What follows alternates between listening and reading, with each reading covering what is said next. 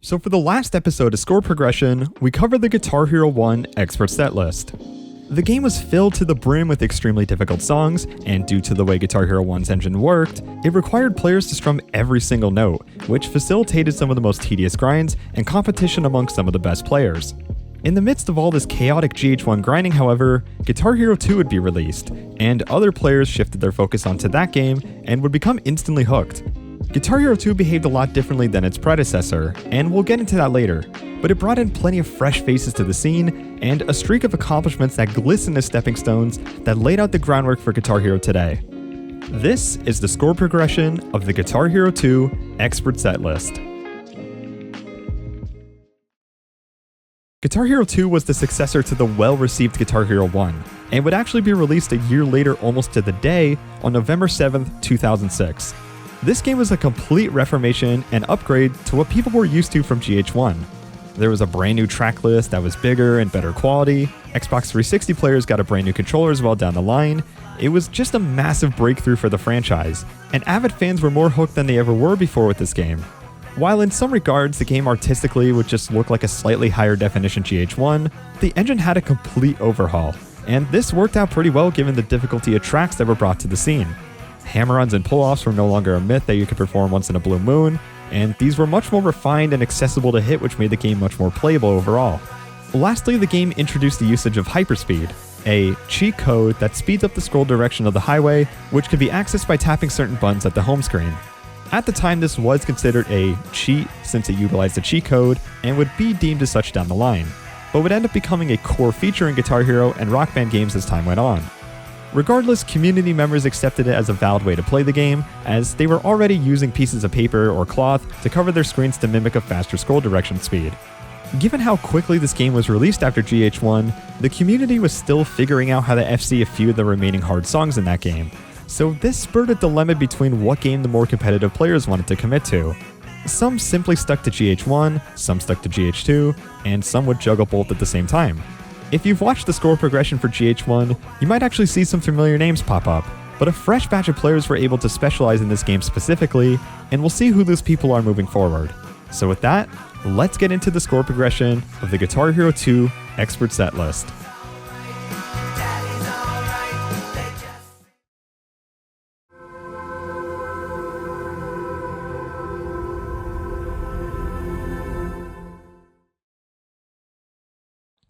Since the Guitar Hero community had a full year under their belt to nail down the concept of the game, combined with the fact that GH2's engine was much looser and more accessible, people were FCing songs left and right. So fast that there were only about 10 songs left to FC in the entire setlist after just a little over a month. But let's not get too carried away here and talk about some of the first notable FCs in this game. There were 3 players that would step up to the plate, and one of them in particular knocked a lot of these off the list extremely quickly. These players were Dravis, Wolfie, and ES942. The way these scores were posted were on a thread called Full Combo 100% thread on a website called scorehero.com, a board for Guitar Hero and games similar to it. Dravis pulled off one of the first difficult FCs by FCing Laid to Rest on November 22nd, 2006. There wasn't anything too difficult in particular for this chart. The choruses were fairly tricky and there were some moderately difficult chord transitions, but nonetheless, the game was already at 48 out of 64 songs FC'd within its first couple of weeks. It wouldn't be a few weeks until not just a new FC'd was pulled off from the community, but also a new player to take the stage. Wolfie would nab 2 new FCs in the same day, on Bad Reputation and Freya. Bad Reputation has a fairly lengthy and technical solo, while Freya is a much more consistency-based pick with its abundance of chords and a very fast sweep section in the first solo. These would be the last first ever FCs we would see from these players, which leaves us to our next player, ES942. ES942 had already cemented himself as a pioneer of Guitar Hero, as during this time, he had a few first FCs under his belt in Guitar Hero 1, and was known for his amazing score optimization skills. ES942 went on a complete tear on December 16th, 2006, as he FC'd 8 songs in one day, and a good chunk of these were pretty impressive. 2 of these FCs would be first evers, such as Psychobilly Freakout and Carry Me Home. The Psychobilly Freakout, fittingly titled, is a very hectic, high-octane psychobilly rock chart that is filled with various types of strumming sections and some tricky fretting throughout, whether it's something like the intro or the solo later on in the song. The real kicker here, though, is the outro. The outro is this very strangely paced chord strumming that subtly slows down as you approach the end of it. Since the drummer is just soloing around and the song is just so noisy, there's really no beat to go off of but to just judge the notes by feel off of the fretboard in the hopes you're just not rushing or falling too far behind. And Carry Me Home doesn't have a section that stands out too much. It's mainly lots of strumming consistency with some chord transitioning and a brief 24th sweep section near the beginning. ES942 wasn't slowing down anytime soon though, as it was clear that going from Guitar Hero 1 to Guitar Hero 2 was a breath of fresh air given how liberating the engine felt, and he was taking full advantage of his newfound skill with the game. His next sights would be on a chart that is a bonus song in the game, and this chart would be Gemini. Gemini has lots of solos. In fact, a good majority of the song is really just Brian Koenig gracefully soloing all around. The final solo is definitely challenging with its quad zigs and strums in the middle, especially the awkward orange 30 seconds near the end. But these 2 seconds here, the most calm part of the song, is where almost no player could even comprehend at the time.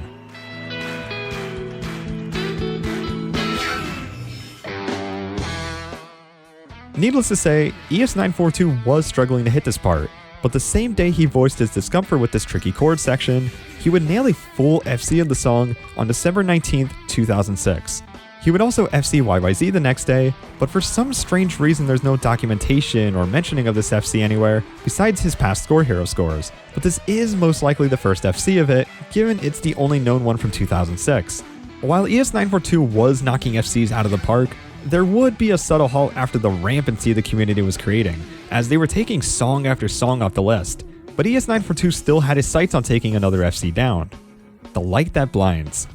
Alt strumming control and stamina are going to be your 2 main tools here, as the intro strumming is 30 seconds of pure strumming, from going around the frets every 2 notes to switching frets every 4 to 8 notes. The verses bring the same amount of energy to the table as well, as there's a decent amount of precise anchoring and transitioning in and out of these anchors. The solo isn't too bad, but if you make it that far in an FC run, it's definitely difficult enough to choke if you're nervous enough. ES942 did have some issues with the intro, but he would get it a little later on January 4th, 2007. With this FC, there were officially single-digit songs left to FC. This same week, his reign of first evers would end on one of the longest charts in the game, Fall of Pangea, on January 7th, 2007. At 7 minutes in length, this is a tedious one, and its first solo is deceivingly difficult with its varying rhythms, and there's another solo 5.5 minutes in that can cause lots of restarts too. This is arguably easier than a decent amount of the charts we've covered so far, but the sheer length of this chart alone was definitely enough to deter people from attempting this, since there weren't many charts in Guitar Hero 1 that were this long. With the un-FC'd list already down to the single digits, this game looked like it was going to be FC'd pretty quickly. Maybe in just a few months, judging by the volume of FCs the community was pouring out. However, notice how we haven't even touched any of the songs in this tier right here, Face Melters, which is the last tier in the game. We also still have a few bonus songs left that have barely even been touched by anyone. So what exactly was the next step for the community? One person decided to pick up this game and progress at a speed no one had ever seen before. Someone that was already revered as a legend in one game, but would quickly gain notoriety as one in GH2. His name was I Am Chris for Life.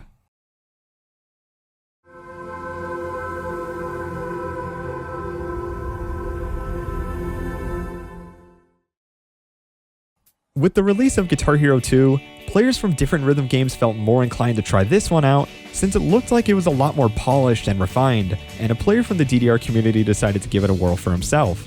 And this player was I Am Chris for Life, also known as Chris Chike. Chris gained notoriety on sites like eBombs World and YouTube, where he was widely renowned for his videos like his AA on BMR's A and his backwards-facing AAA on Cartoon Heroes. Eventually, he would delve into the Guitar Hero scene with the release of its second title and signed up for Score Hero not long after. Just within 2 months of playing, he posted on Score Hero with a top 5 score on Miserlou, a tier 8 song on the career set list, on January 25th, 2007. There's really only one way to describe this song, and that's exhausting. Right out of the gate, the intro starts you off with this fast strumming, with this seemingly awkward break in between notes right here, and then you're switching frets at arbitrary times until the triple notes come in to finish it off. That's just the first 10 seconds. The rest of the song has multiple sections that are just as long and only get more tiring as they go. The outro changes BPM just slightly for the ending chords, and these blue notes here can be very easy to overstrum if you're not careful enough. especially on an FC run.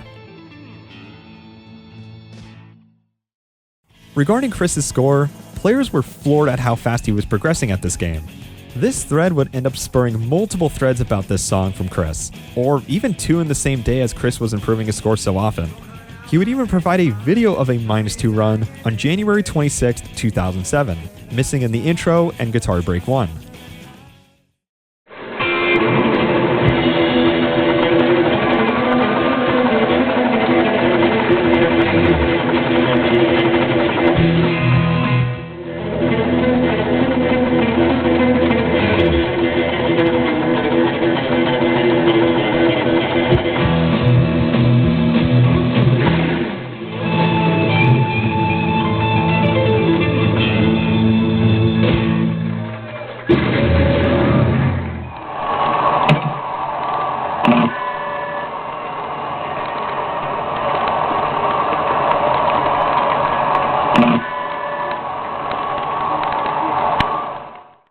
This video was insane to say the least, as Guitar Hero footage at this level wasn't super common, but Chris wasn't done yet, as the same day, he would post a new personal best in both score and note count, as he was now just 1 note away, missing in the intro yet again. After countless retries trying to get past the intro, and then bringing it home for the rest of the chart, Chris would set the first ever Tier 8 FC on January 29th, 2007.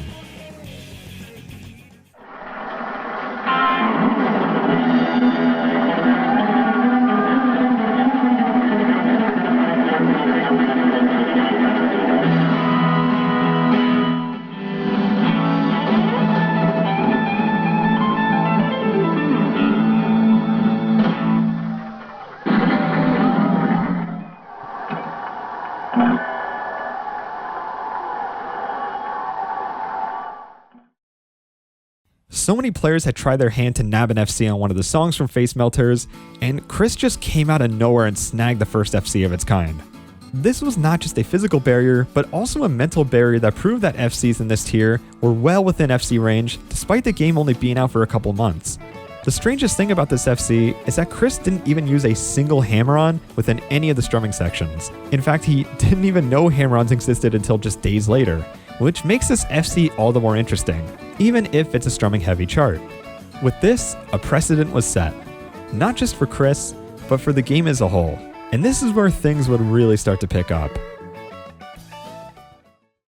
Around late 2006, ES942 actually had his sights on a Tier 8 FC, and his choice's song would end up being the longest chart in the entire game.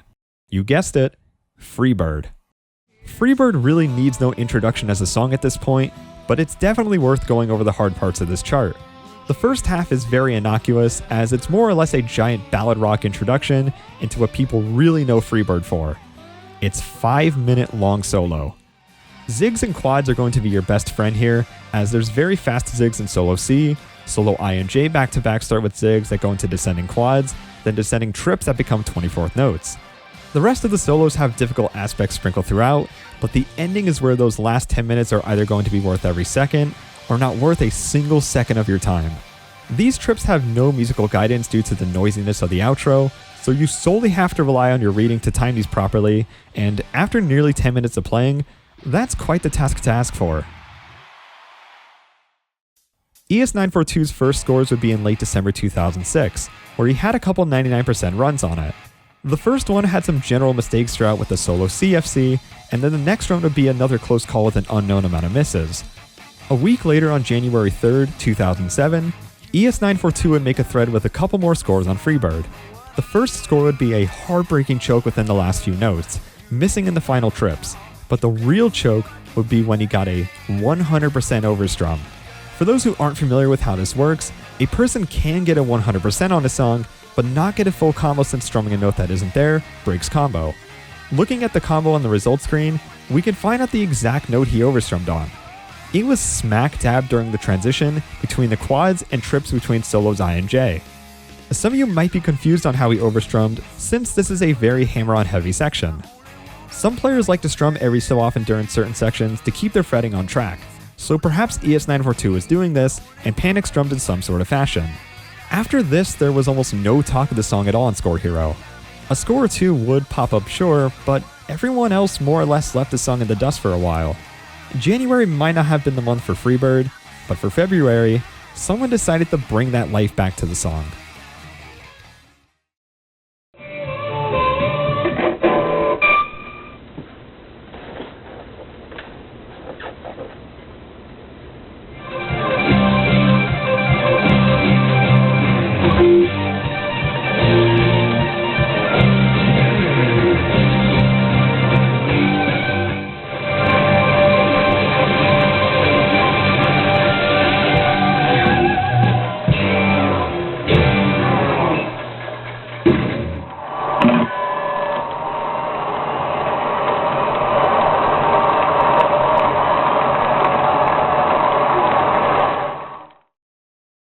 A week after the first Tier 8 song was FC'd, the person to pull that accomplishment off was looking for another one, as I Am Chris for Life out of nowhere posted a -7 on Freebird, with all of his misses just being in one section.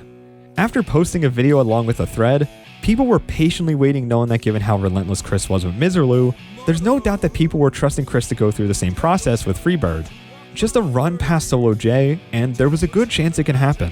But we have to remember that ES942 does have the advantage with a 100% overstrum and an outro choke under his belt.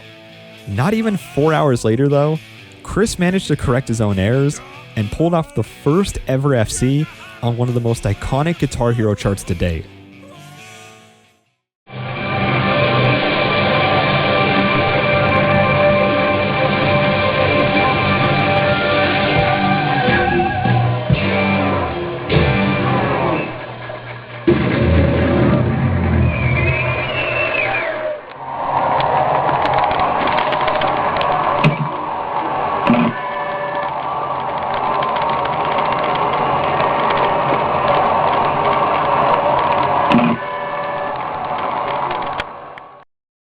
While ES942 was beaten to the punch on Freebird after working on it in 2006, he still wasn't out of the running yet, as he was working on another potential FC, Institutionalized.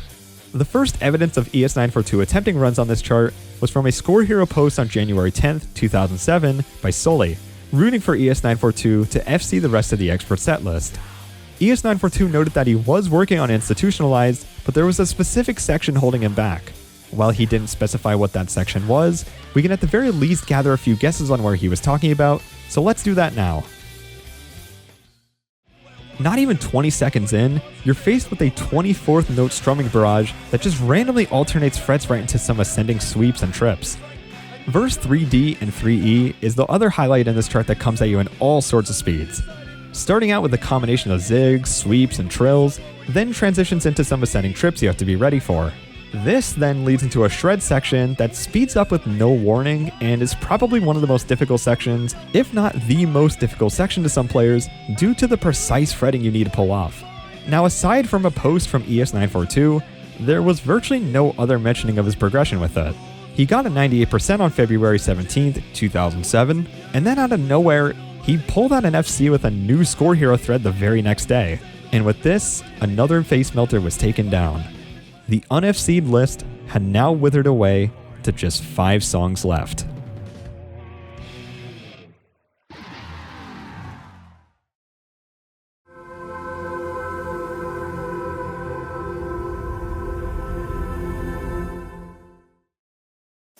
At this point, the demand for FCs was getting higher as the list was slowly coming to a close, but this also meant that it was going to take a lot longer to craft ways to FC the remaining 5 songs left. These songs were Hangar 18, Beast in the Harlot, Jordan, 6, and Trogdor, 2 songs from the main set list and 3 from the bonus songs. A decent chunk of the players we've talked about at this point weren't quite able to keep up with the raw speed and technical ability these charts required, but a few players were willing to step up to the plate and set the precedent for some of the most fundamental aspects of how Guitar Hero is played today. Let's start with these 2 players, Quackadilly and Hell Ashes. Both of these players were solid during the GH1 days, but didn't exactly reach that top level where they could consistently pull off top 5 or top 10 scores. Guitar Hero 2 would change that though, as they both embraced the more aggressive content the game brought. They also both sought interest in FCing a bonus song from the game, 6. 6 is a pretty straightforward chart, but it's in your face almost the entire time. From the brutal 200 BPM intro chords and strumming, then tons of other chord transitions, a brief but fast solo, and of course the outro strumming, there's a reason why players put this one on the back burner for so long. On December 29th, 2006, Quackadilly posted a thread saying he got a 97% on 6 while also providing a video. There were a lot of misses scattered throughout, but nonetheless it was a solid start. Then he would provide another video a few weeks later with a 98% where he would show a bit more consistency and would just be a more respectable run overall. Under his radar though, ES942 had been working on the song and had 3 separate 99% runs in his scores list for 6. No other score improvements were apparent sadly, so this resulted in one person left to go for the FC, Hellashes. On February 15th, 2007, Hellashes posted a thread stating that he got a -5 on 6. ES942 and I Am Chris for Life would comment on the thread as they both had stated their troubles regarding the intro and just couldn't find a consistent method for hitting it. This managed to garner the attention of Quackadilly very quickly though, as he returned to the song and posted he had FC'd every section of the song separately, also known as a Tech FC. This gave Quackadilly a bit of confidence, as he said he was going to be the one to take the song down. Hellashes would respond right away though, and posted in his thread that he got a -2 run, missing once in the intro and outro. A couple weeks later, all mentions of the song just went dead silent, but after multiple -1 runs in the outro and hours of attempts, Hellashes would be the one to put 6 to rest on March 18th, 2007. In this thread, multiple people would ask Hellashes to go for Beast in the Harlot after his 6 FC, but Kev227 would chime in saying he calls dibs on that FC. Hellashes had something different in mind though, as he wasn't really interested in Beast in the Harlot, but rather a different tier 8 song. Introducing Hangar Etienne.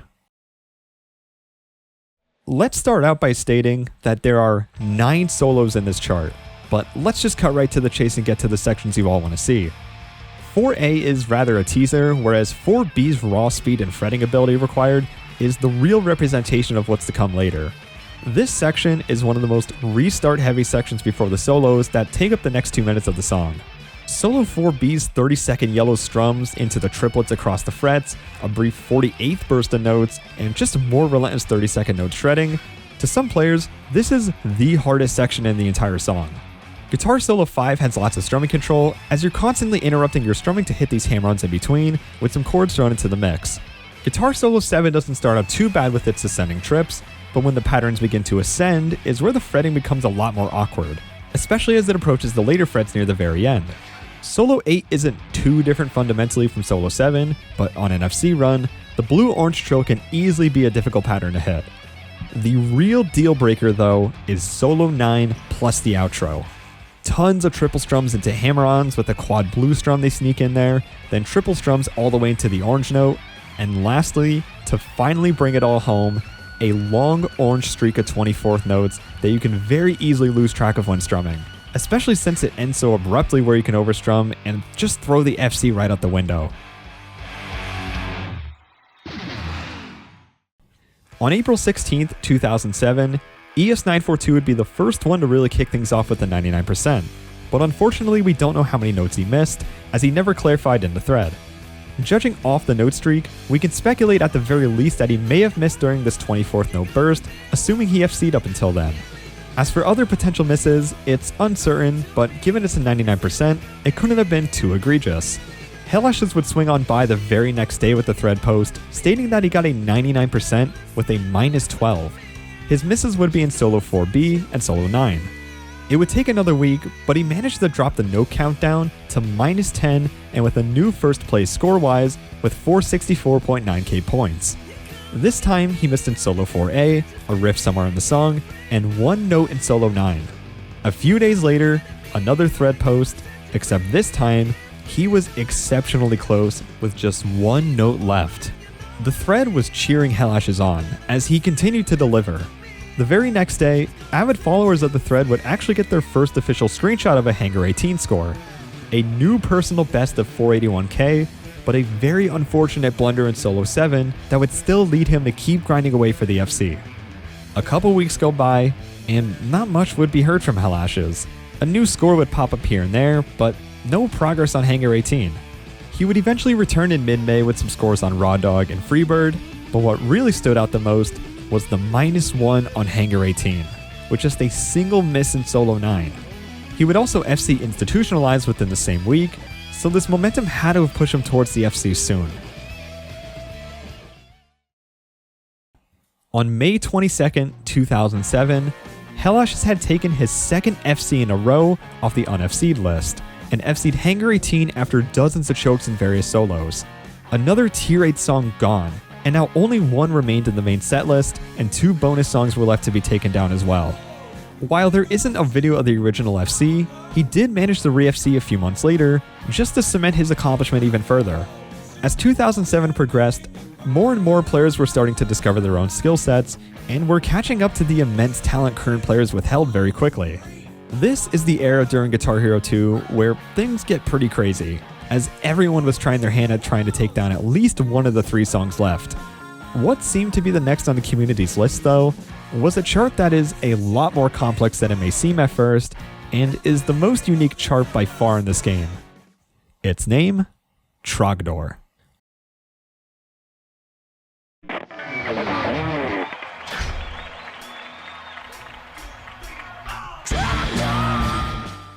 Trogdor is one of the most interesting songs ever put into a Guitar Hero game, period. Its roots tie back to Homestar Runner, a Flash web cartoon known for its surrealistic comedic themes, and is specifically taken from an episode surrounding a character known as Trogdor, an S-shaped dragon that just, burninates a lot of things. Regarding the chart itself, there's really not a lot to talk about, at first glance. There's a solo section that has this very awkwardly timed zig section that goes directly into this super fast strumming at around 17 notes per second, which is not only blisteringly fast, but extremely hard to control as you can easily overstrum after the orange sustain. Other than that, that's really it, as this song is extremely short, and all of its hard material is compacted into about 5 seconds. Given everything we've talked about so far, it should have been FC'd before most songs, right? Not exactly. At the time, players knew the game had some sort of strumming limit, and that it was also not very lenient at these speeds. But no one knew or had the technology to determine exactly what the limit was, or how it acted. And to an extent, there still isn't a definitive answer today. A player by the name of Ambition QC did a ton of theory crafting and testing in 2016 using an emulator. By slowing the game down, running it at a certain FPS, and using a program to strum whatever number the FPS is per second, there were 2 values that came out, 53.33 and 55 milliseconds. These values represent the minimum amount of time before the game allows you to strum again. If we average the 2 values out to 54.16 milliseconds, this gives us a potential strum limit of around 18.5 strums per second. But that seems too lenient, doesn't it? That's because we haven't discussed the effect of frame rate and the differences between NTSC and PAL. If you've watched speedrunning videos, you may have heard that PAL runs at a slower FPS than NTSC, which is why you see time conversions between the two. NTSC runs at 60 FPS, and PAL runs at 50 FPS. One is more popular in North America, and the other is almost everywhere else. Guitar Hero 2 is no exception. Since NTSC runs at 60 FPS, the game produces a frame every 16.66 milliseconds.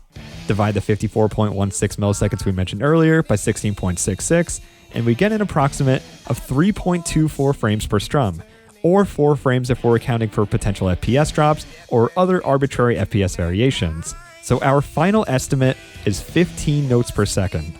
Now, this is not even close to 17 notes per second strumming, but that's where PAL comes into play. In PAL, the game requires 20 milliseconds to draw a frame, so if we take that 54.16 value and divide it by 20, we get approximately 2.71 frames, or 3 between strums. Arbitrary FPS variations aren't as prevalent, so the PAL strumming limit is around 16.67 strums per second. This is much more doable since there are actually a couple of hammer-ons present in Trogdor between the frets, and on the orange fret, less than 17 notes are present. So this makes it far more than doable, but still absurdly precise, and all the factors that contribute to slight FPS inconsistencies makes this section still a bit luck-based, but it's unsure to what extent. There really is no solution for NTSC players, but they can utilize what's called a swap magic disc to trick their PS2 into loading games from other regions of the world, which meant players could play on the PAL version of Guitar Hero 2, even if the game was from North America. But back in 2007, this wasn't really a popular strategy at the time, so it's unclear whether or not NA players actually took the initiative to either buy a PAL copy or utilize a Swap Magic disc. Lastly, it's apparently even harder on the 360 version of the game since it registers fast strumming strangely already. But again, we don't have any conclusive evidence other than community members stating notable discomfort over the years when comparing the consoles. In early 2007, almost no top player posted about this song at all on the Score Hero accomplishment threads. Very few were attempting the song and were more or less just playing it to fill out their overall score criteria. A player by the name Azatakite posted a -3 on January 26, 2007. The thing about this score is that not only was this pretty ahead of its time given how short the game is released for, but according to his location listed under his profile, he was very likely playing on the NTSC version. A couple weeks later, a player from Australia, PhD, would post a -1 on Trogdor on February 12, 2007. The catch here though is that he's playing on hard difficulty, and there are two reasons for this. First, Trogdor was the last hard chart in the entire game, without an FC after Raunch 99 got Hangar 18, so players saw this as an opportunity to finish off the full game FC on hard mode. Secondly, it made sense to see if the strumming alone was doable before players tried out on Expert. So hard difficulty was a pretty good segue into future Expert runs, since the fast strumming was identical. After a few months, there was virtually no word about the song in terms of top scores. Maybe a couple path changes for score improvements, but that's about it. Around May of 2007 though, another player came out of nowhere and proposed the biggest batch of evidence towards the Trogdor FC. His name was Weapon.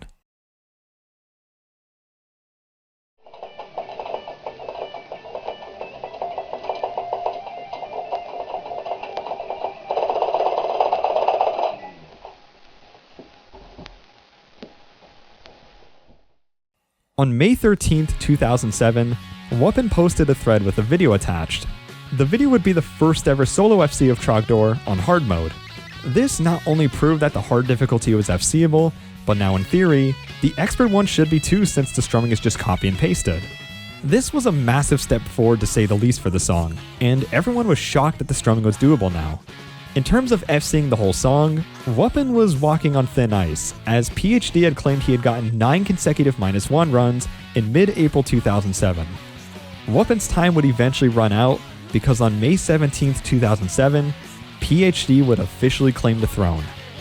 With the entire game on hard mode full game FC'd, and Trogdor being exploited to its fullest potential, it was now time for players to focus on FCing the Expert chart and really take it to the next level. While Weapon got beat to the punch on hard, he didn't want to let the Expert chart slip out of his hands.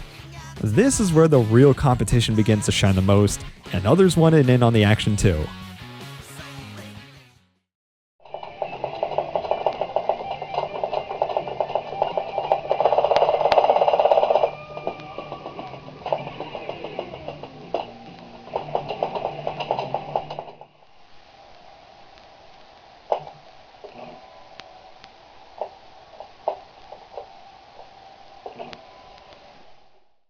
On June 12, 2007, Weapon would get the second FC on Trogdor Hard, just to get some momentum going in terms of being able to FC the strumming in a full song environment.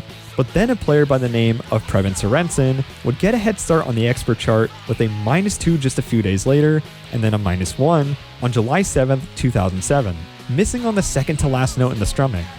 Weapon then responds a month later with the first place score and says he's getting a lot more consistent at the solo. PhD then responds with what is one of the most heartbreaking chokes in the entire Guitar Hero's history. A choke in the outro chords after FCing the entire solo. At this point, there was a triad that no one could figure out how it was going to be resolved. Would Weapon get to redeem himself after being late to the hard FC? Or would PhD have 2 first Trogdor FCs under his belt? Or would the underdog Preb come out of nowhere with an FC of his own? On September 3rd, 2007, the community finally had an answer. Weapon had done it. Trogdor FCed, finished, out of the way, just 2 songs remaining on the list now. This thread erupted with excitement and praise for the score, as it seemed like a tease for months on end, as the song was left at a -2 or -1 by multiple players. The strumming engine would be no match for Weapon, but our strumming-related endeavors don't quite end here yet. A user by the name of Barbaloo posted in the thread, "It's not the beast that's been taken down, but rather the dragon, because the beast at this point in time has a -1 that needs a fixing. This beast is the beast and the Harlot." With only 2 songs left, there was one that was well within range, but the other one was, well, frankly not even close, and we'll get to that later. Beast and the Harlot is the last song out of the career setlist that is yet to be FC'd at this point, and before Trogdor was even FC'd, there were plenty of players itching to nab this one, as it shared similar themes with Trogdor, in the vein that its strumming sections were borderline impossible, but Beast and the Harlot was a bit more complicated in terms of pattern structure. So like Trogdor, it has a decent bit of chord transitioning and alt strumming control within its verses. It also has a very brief section where things just ramp up out of nowhere and send your hands into shock upon your first playthrough. And what part is that, you ask? This solo right here. Well, not this part of the solo at least. Solo A and B are certainly not easy sections at all, but solo D is where you're just floored at what in the world Harmonix was thinking when they charted this. 24th triple strums across every single fret multiple times, with some very quick ascending quads that go into more of these 24th notes. At 15.5 notes per second, this is decently slower than Trogdor, and thankfully you can opt to use hammer-ons a lot since it alternates so often. The kicker though is that since it alternates frets so often and is in the form of triples, this requires immense strumming control whether you're strumming all of the notes or utilizing the hammer-ons to your advantage. Hammer-ons allow less strumming but require more control, while strumming every note might feel more consistent to a strumming-oriented player, but then you have to start your strum in a different direction between every single fret, which is very awkward for a grand majority of players. Around the same era of ES942's tirade of first ever FCs, he was also optimizing the more difficult songs as much as possible, as on January 29th, 2007, he posted a 99%, but no breakdown screen, so at the very least he missed 16 or 17 notes. ES942 was quite confident in his ability to get the first ever FC of the song as early as March 2007, as after Hellash's FC'd 6, ES942 called dibs on getting Beast and the Harlot. March came and another 99% on Beast and the Harlot was set by Kev227, but unfortunately no posts of the score were ever made. What ES942 and Kev227 might not have been aware of though, was that there were some slightly more unknown players in the scene that were quickly making a case for themselves as a top player. And this resulted in potentially the most competitive FC race in Guitar Hero 2's history. While there were a couple of 99% runs floating about throughout the next few months, there had yet to be any notable progress on Solo D specifically, as that was the song's primary determinant of difficulty. On June 3rd, 2007, player Skogsgerald had reported a -1 on Solo D, which would be the best by a decent margin on the solo. He was able to get another -1, but this time provide video footage.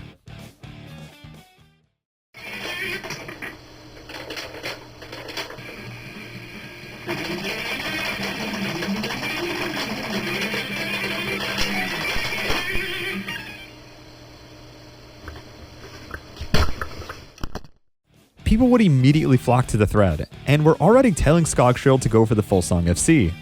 Just a few hours later, he had posted in the thread that he FC'd Solo D, but unfortunately didn't get it on video. He would then go on to try full song runs for hours on end every day. A -5, a 2-part FC of the song, a -2, another -2, a third -2. He was on a complete rampage and was well within the realm of an FC. He did upload a -4 on his YouTube channel, but that was all the community had footage-wise. After this video, he suddenly stopped, but then he would come back even stronger.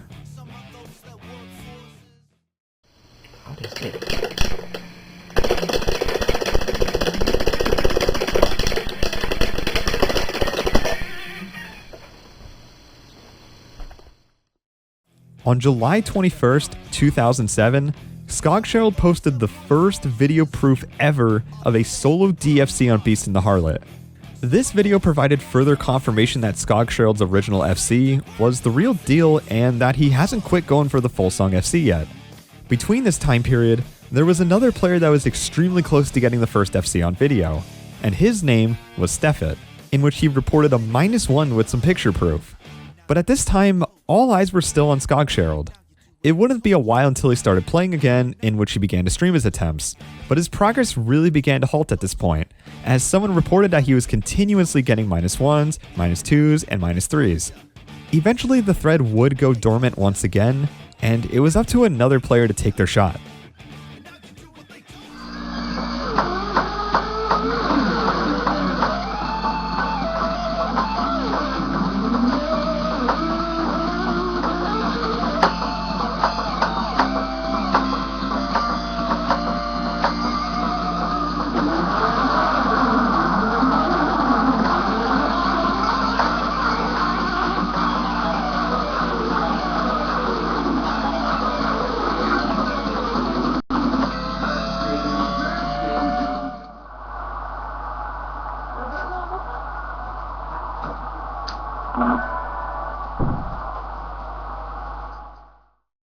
On September 2nd, 2007, Preben Sørensen would come out of nowhere and hit solo D in a full run, but would unfortunately miss in solo A.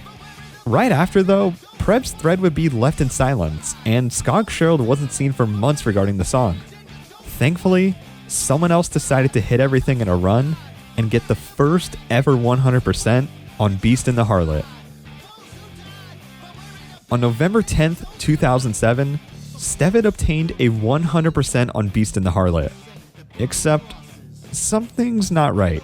Why is the note count so low? Well, that's because he overstrummed. Right here to be exact. Also, this apparently wasn't the first 100% overstrum of the song.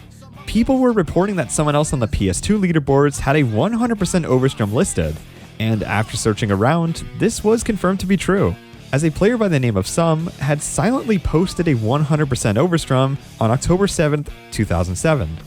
The note streak they listed was actually very odd, as assuming their note streak started from the first note, they would have had to overstrum in the middle of verse 2. It's also possible that they could have overstrummed multiple times throughout, but it's entirely uncertain as we have no picture or video proof. Not even a thread post either. Regardless, everyone was confident that Stefan would be the one to do it, except Skog would come back out of nowhere in December and posted 2 -1s and a reverse choke in which he missed in solo B but FC'd solo D. At this point, there were around 5 to 10 potential candidates to FC this song at any given moment, and possibly more given how underground Sum's 100% overstrum was.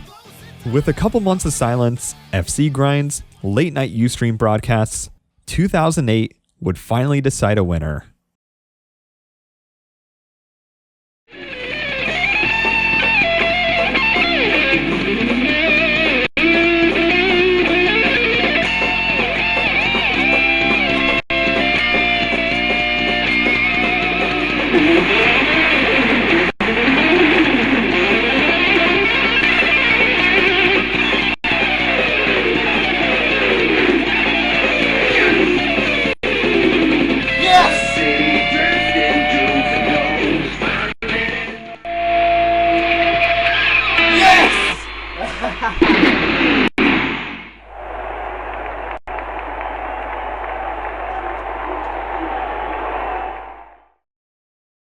Stefan would conclude the Beast in the Harlot saga on January 4th, 2008. 63 people got to witness it live, and the community was thriving.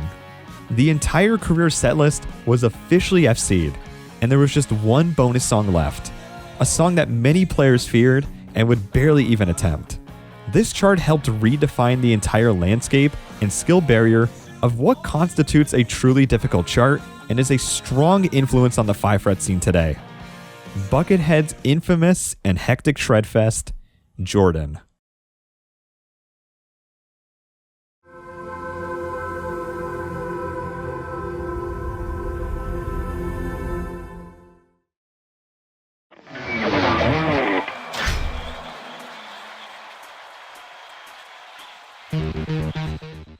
Jordan was a one-of-a-kind chart back when it debuted in Guitar Hero 2, and one can argue that statement still stands today.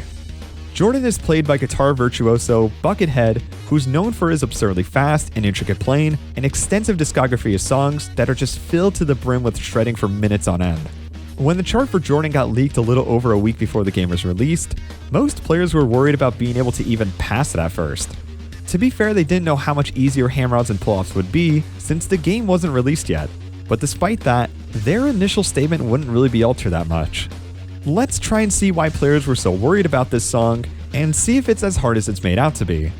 For the first minute or so, it starts out pretty repetitive with its choruses and verses, and then out of nowhere you're hit with these 24th note ascending sweeps. Not too bad so far. Then later on in solo A you're hit with these descending trips. What proceeds after though should really just be played in its entirety, so I hope you came prepared.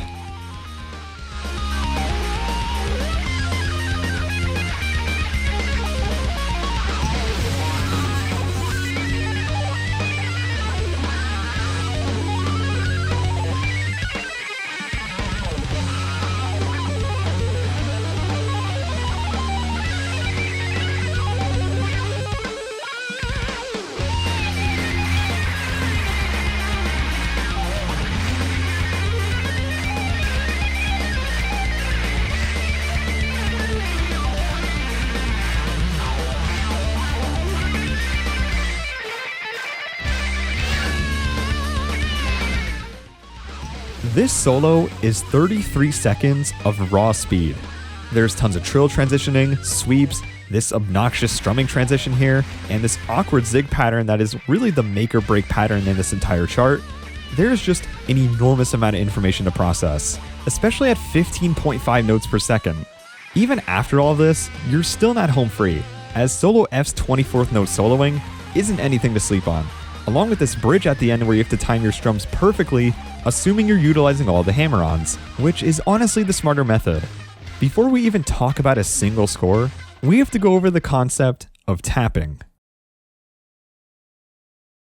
Tapping is the action of utilizing your strumming hand to tap notes that would normally be much more difficult to do with just one hand. You can either strum with your strumming hand and then move your hand over to tap, or in other cases, you can just strum with your elbow to prevent having to constantly move back and forth between the frets and the strum bar. This is a very, very simplified definition, but this is primarily the information players during this era had. Up until this point, almost all the charts we've went over didn't really need tapping. Sure, it can certainly help to tap something like Institutionalized or Freebird, but with something like Jordan, it was virtually impossible at the time to just one-hand 15.5 notes per second trills that move across the frets every single second. The first mentioning of tapping on Score Hero was by a user named Cobweb on September 3rd, 2006. After someone stated how Harmonix would be fixing the hammer-on and pull-off engine for Guitar Hero 2, Cobweb proposed the idea of tapping being a viable method when the game would be released. Cobweb would end up being right down the line because one player decided to use this method to its fullest potential. Meet Microgamer 2 vs 2. Microgamer didn't really become active on Score Hero until around February 2007. And around March he posted in the accomplishments board that he was able to FC the first half of Jordan's Solo B on slow mode by tapping, which is roughly 80% of the original speed. Despite his success, he still remains suspicious that this method would be the end-all be-all way of FCing any part of the song on full speed.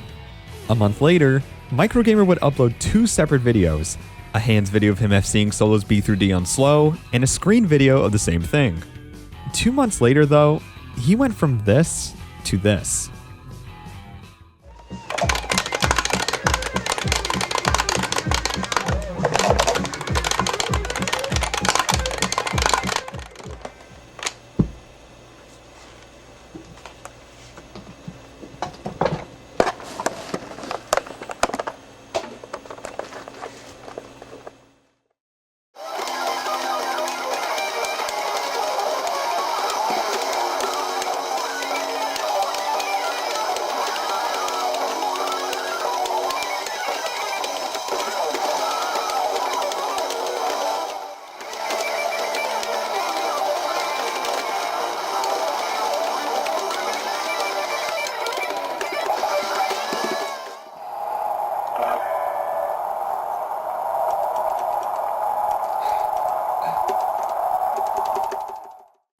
This video single-handedly changed and inspired the way Guitar Hero is played today, and warped everyone's thoughts at the time on what was officially possible when it came to this type of playstyle.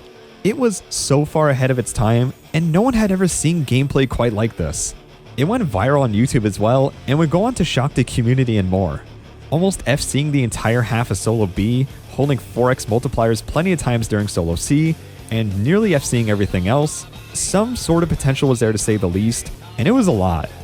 His method of hitting solo B was by using his left index finger and then tapping with his left middle and right index finger for most of the trills, utilizing his right middle finger for the higher frets.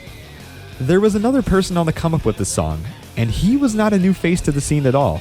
It was the person behind the Hangar 18 and 6 FCs, Hellashes. In March 2007, Hellashes would create an accomplishment thread where he would routinely post updates to his various scores he was going for. On April 4th, 2007, he reported that he had the second place score on Jordan with 367k points and a 92%. Then a couple weeks later, he would begin to practice some tapping methods. After just a couple of months, he was up to a 98% and a new first place score on June 15th, 2007. In this run, he would FC solo B, which in itself is an amazing accomplishment. Microgamer would stay very close by though, as he took back first place a couple weeks later on June 26, 2007, with 456k points and stayed close to Hellash's note count, being just shy with a 97%. This was clearly an intense rivalry from the get-go, and the improvement rate both players were making were truly eye-opening for the community to witness. Around August, Microgamer's attempts on Jordan and Guitar Hero in general would come to an abrupt halt, as he was going to be attending college for his freshman year, which would sadly end up meaning he wasn't able to bring Guitar Hero with him. While Kev227 was giving Hellashes a run for his money here and there, all eyes were on Hellashes, and this would ignite a flame that just wouldn't go out.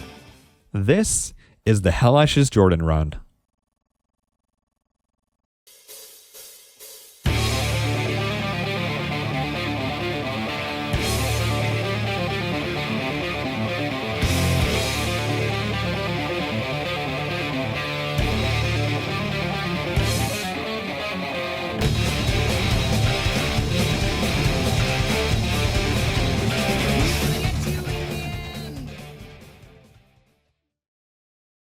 Hellashes was down to just one note left.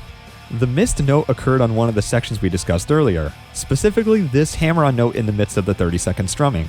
While we don't have footage, we can speculate that this miss was due to him switching to the red fret too late, since it happened on the first red fret. Despite Hellashes being on the cusp of obtaining the best FC of all time, Guitar Hero 3 would actually make its debut in late October, and Hellashes would end up focusing on nothing but that. Weeks went by, and Jordan had just kind of faded at this point, especially since Guitar Hero 3 was such a blockbuster compared to Guitar Hero 2, so it seemed like the meta was slowly being redefined to that game. Jordan was maybe just going to have to sit on the back burner for a while, so who knows who would take the song or where it would go from here.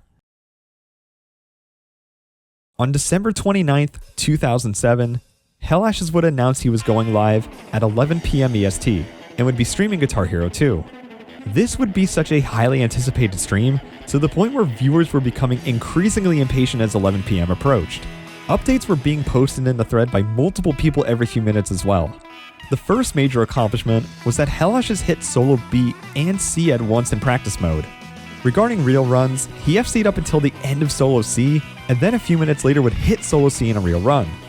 These streams were also quite hectic apparently, as people were supposedly getting banned left and right in these streams, so who knows what could have been going on.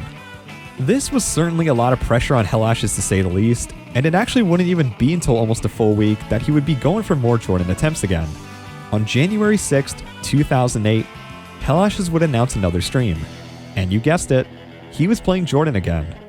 At this point in time, Beast and the Harlot had been FC'd by Steffit just a couple of days ago, so Jordan was officially the last expert song to be FC'd in the entire game. Hellashes would FC past solo C in a run, but choked in solo F around this note streak according to someone in the thread. He was also consistently getting runs to near the end of solo C, up to 5 times in a row. Then he would FC up to solo F again, but would sadly end up choking. These streams were at the point where minutely updates were necessary for people who couldn't watch the stream.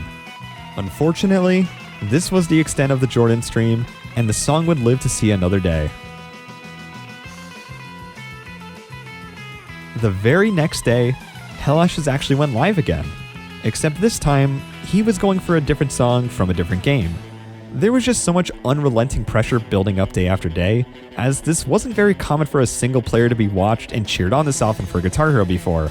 So it felt like Helash just needed some genuine breathing room and just wanted to play other things and enjoy it. The accomplishment thread at this point had nearly reached 400 pages, and with more and more people tuning in, this would make it harder and harder to close the FC out. Whether it was Helash's choking at the end of Solo C, or walking the treacherous lines of Solo F, there was just so much at stake here. A couple days later, he did come back with 2 Solo B and C FC videos, one for hands and one for screen, and shortly went live afterwards. Screen recording software wasn't that common back then, but a user by the name of Toy Machine SH kept it handy just in case. For once, it seemed like Toy Machine wasn't going to have to worry about hitting the stop button on his screen recording though, because Helash has finally had a once-in-a-lifetime opportunity in his grasp, and he wasn't going to let it get away from him.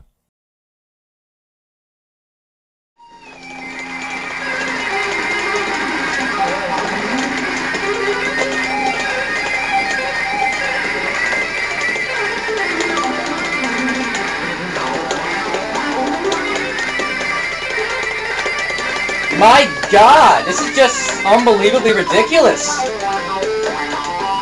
I'm not even believing this.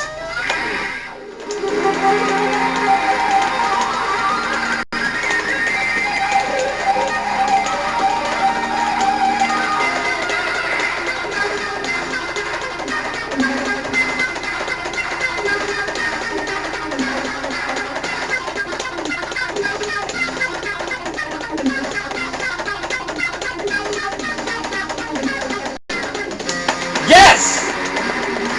Motherfucker!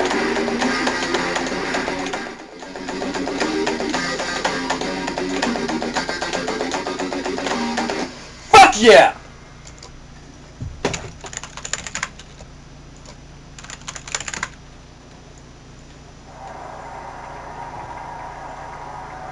Wait, my head's like going in front of the camera. Screw the SP mistake! 489. After nearly a year of constant improvements, revolutionary techniques, unrelenting pressure, a perpetual -1, and numerous chokes on Solo C and F, Helash had gotten one of the best accomplishments in not just Guitar Hero, but video game history. The accomplishment thread erupted with triumph, as Guitar Hero 2 had officially been FC'd in its entirety, and the community truly could not have been thriving more than this. You might be wondering who the next person was to FC the song. Well, it was actually Helash's again, as in his initial FC, he messed up the very last star power activation in which he overrode the last star power on accident. He now had 2 FCs of the song and a pretty 500k to go with it. Other people would follow along, and within a few months, Witwix would be the first person to single-handedly FC the entire game on April 29th, 2008. The real question is though, does it end here?